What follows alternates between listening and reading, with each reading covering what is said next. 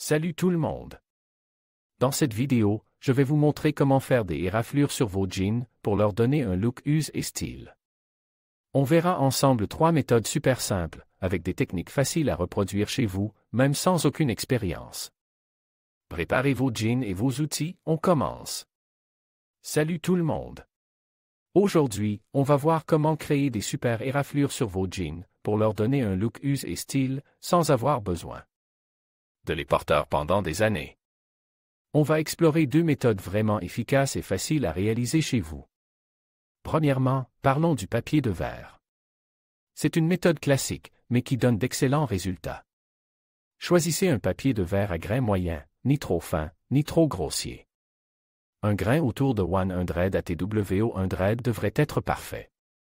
L'idée n'est pas de déchirer le tissu, mais de l'user légèrement, de créer cet effet de frottement naturel. Commencez par frotter doucement sur les zones que vous souhaitez éclaircir, comme les genoux, les cuisses ou le bas des jambes. N'hésitez pas à varier la pression pour obtenir des effets différents, des éraflures plus ou moins marquées. Travaillez par petites touches, en observant régulièrement le résultat. Si vous voulez un effet plus prononcé, vous pouvez insister sur certaines zones, mais attention à ne pas trop abuser, vous risquez d'abîmer le tissu. Pour un rendu plus authentique, concentrez-vous sur les endroits où un jean s'userait naturellement avec le temps. Et n'oubliez pas de toujours travailler sur l'endroit et l'envers du tissu pour un effet plus réaliste. Vous pouvez aussi utiliser une petite brosse pour enlever les petits morceaux de fibres détachés une fois que vous avez terminé. Ensuite, passons à la pierre ponce. C'est une méthode un peu plus douce que le papier de verre, idéale pour créer des éraflures plus subtiles et moins agressives. Choisissez une pierre ponce assez rugueuse, mais évitez celles qui sont trop abrasives. La technique est similaire à celle du papier de verre, frottez doucement sur les zones souhaitées, en variant la pression pour obtenir des nuances d'éraflure.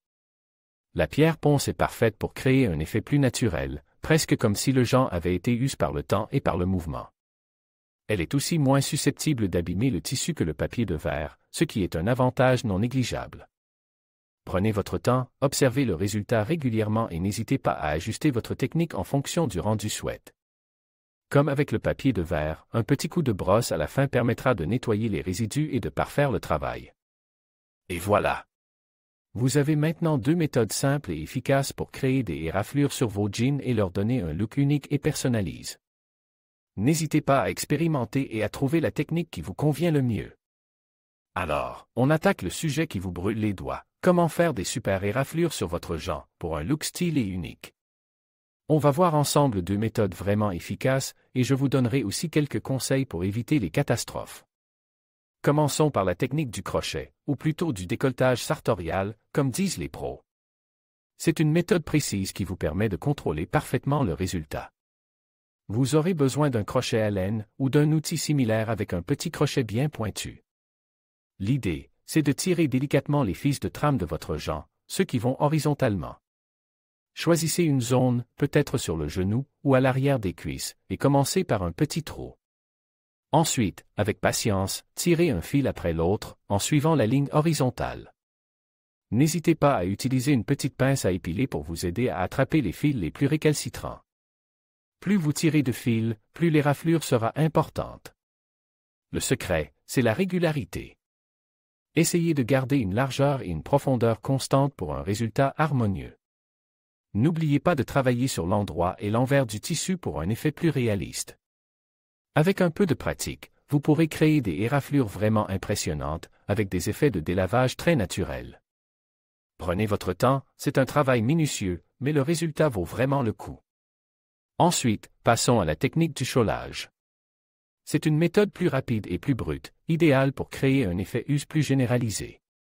Vous aurez besoin d'un produit blanchissant, comme de l'eau de javel diluée, ou un produit spécifique pour délaver le dénime. Attention, toujours bien lire les instructions du produit que vous utilisez. Protégez votre surface de travail et portez des gants. Appliquez le produit sur les zones que vous souhaitez éclaircir, en tamponnant délicatement avec un chiffon ou une éponge. N'hésitez pas à laisser agir quelques minutes, puis rincez abondamment à l'eau claire. Vous pouvez répéter l'opération plusieurs fois pour intensifier l'effet. Cette méthode est parfaite pour créer des éraflures plus larges et plus irrégulières, pour un look un peu plus grunge. L'avantage, c'est sa rapidité, mais le contrôle est moins précis qu'avec la technique du crochet. Il faut donc bien doser le produit et surveiller attentivement le résultat pour éviter les dégâts. Enfin, parlons des modèles de jeans qui ne sont pas adaptés à ce type de modification. Les jeans très fins, ou ceux en tissu synthétique, risquent de se déchirer facilement et ne donneront pas un résultat satisfaisant. De même, les jeans avec des traitements spéciaux, comme des imprimes ou des broderies, sont à éviter. L'idéal, c'est un jean en coton robuste, de préférence un modèle brut ou légèrement délavé, pour un résultat optimal. N'hésitez pas à faire un petit test sur une zone cachée avant de vous lancer sur le jean entier, pour vous assurer que le tissu réagit bien au traitement choisi. Avec un peu de patience et de pratique, vous pourrez créer des éraflures personnalisées qui donneront à votre jean un look unique. Et plein de caractère.